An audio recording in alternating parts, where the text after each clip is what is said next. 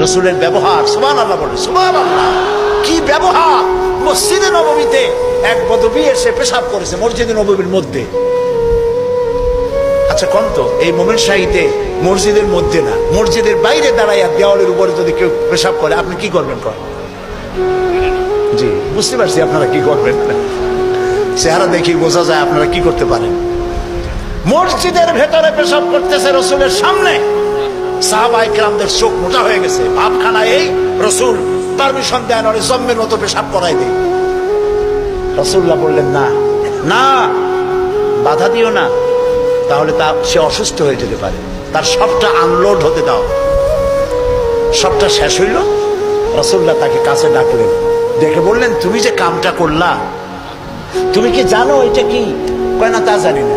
তিনি বললেন, এটা হলো মসজিদ, আমরা এখানে আল্লাহর সেজদা দেই। তোমার যখন এই কাজের দরকার হবে তখন বাইরে গিয়ে করবা। তোমাদের উপাসনালয় আছে না? কয় যে আছে। তো সেইখানে যদি এই কাম কেউ করে তাহলে তোমার কেমন লাগবে? এই কাজটা কখনো করবা না। লোকটি বলল, আমি তো শুনেছিলাম আপনি বাদশা, তা আমি এখন বুঝলাম আপনি বাদশা না। বাদশা হইলে যে কাম আমি করছি এতে তো আমার কল্লা এতক্ষণ কড়াকড়ি যাইতো। আপনি তো বাদশা না, আপনি অবশ্যই অবশ্যই আল্লাহর নবী, কোনো সন্দেহ নাই আমার মনের মধ্যে।